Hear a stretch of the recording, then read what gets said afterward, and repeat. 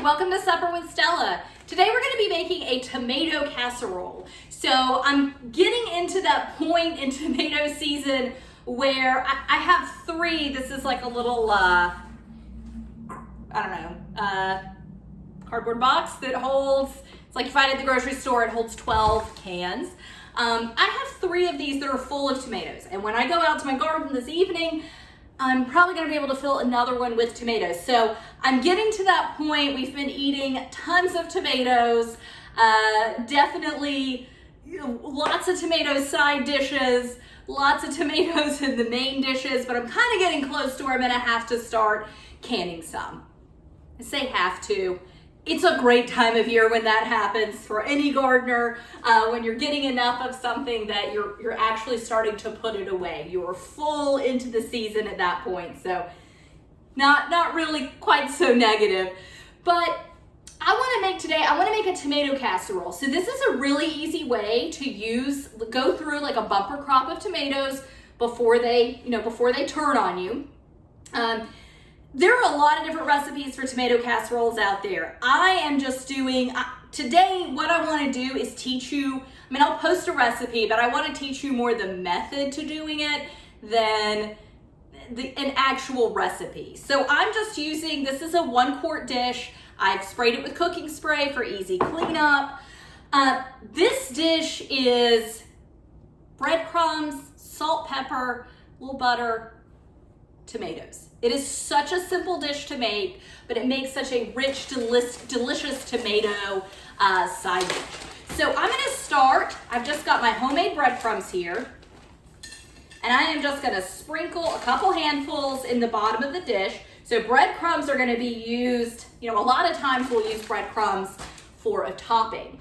In this case, we are using breadcrumbs as something to catch all of the tomato juice that's gonna come out of these tomatoes when they start to cook.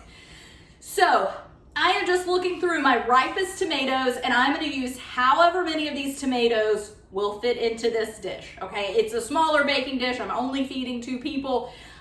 Easily could triple, quadruple this recipe if I needed to. It just depends on how many tomatoes you wanna work with. So I am just gonna go through, select the tomatoes that are gonna go in here. This is a great recipe for, tomatoes like, this one's got kind of a funky top, a lot that I need to cut off. Tomatoes that maybe just like aren't as pretty. This one's got kind of a weird spot on the bottom. You can certainly use your perfect, beautiful tomatoes in it as well. I do have pretty tomatoes too, but this is a great way to use up some of the less attractive ones where you're maybe having to like cut a bad spot out or like a funky bottom spot or something like that, because we're just cutting these up into, I usually do like a wedge or like a larger piece, just because they're gonna break down so much. There's no need to like finely dice these or anything. So I am just going to start cutting out my tomatoes, getting them in my dish, and we'll see how far I can get with these.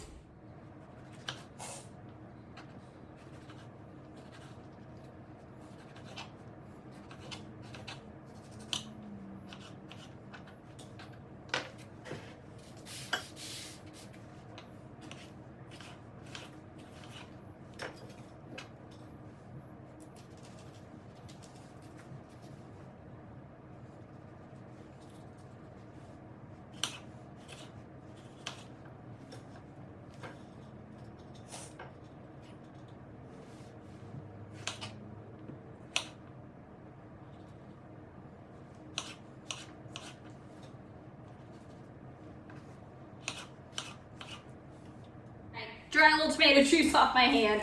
So I've got 1 layer in. I just want to sprinkle it with salt and pepper.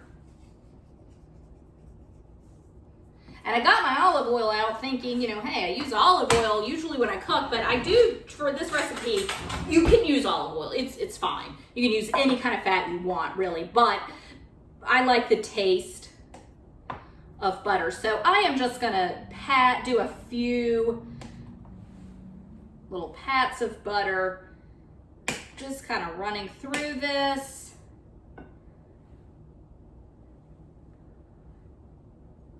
That one's a little bigger than I want. There we go.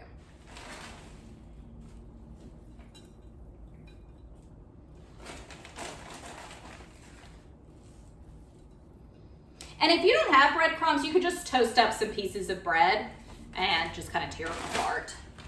But you don't want to leave the bread out because then you would just have stewed tomatoes. And that's great, but it's not a tomato casserole, right? So I know I said you can use your beautiful tomatoes, but I am going to keep working on the tomatoes that aren't quite as pretty. And again, the ones that are the softest. I'm just at that point in the season where I cannot eat as much as is being produced. So I've got some that are, you know, I'm not gonna want to eat them tomorrow.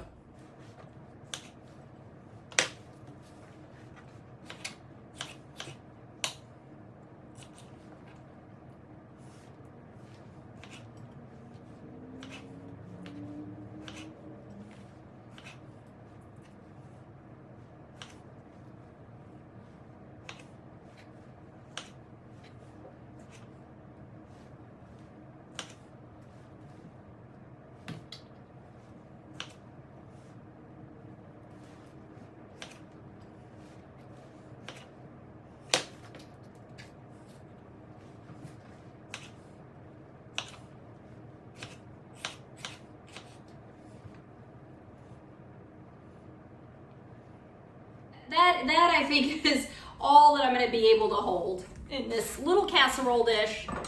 As I said, you can easily, I mean, this is more method than recipe. You honestly are just layering breadcrumbs and tomatoes, so you can use whatever size dish that you want to use. So if you are feeding a large family and you've got a lot of tomatoes, use them. Okay, so again, I'm just going to sprinkle with some salt and pepper. I'm not going to add any herbs to this. Basil would be great in this, of course, always goes great with tomatoes. Oregano is something that would be good. You could do any addition of herbs to this that you would like to do. I think that the tomatoes really melt down into just this rich, syrupy, wonderful flavor. I just don't personally think that it really needs that. So I am not adding any herbs to it. I like just the pure taste of the tomatoes, but like I said, very easy to add herbs to. So last layer, I am just going to top this with breadcrumbs.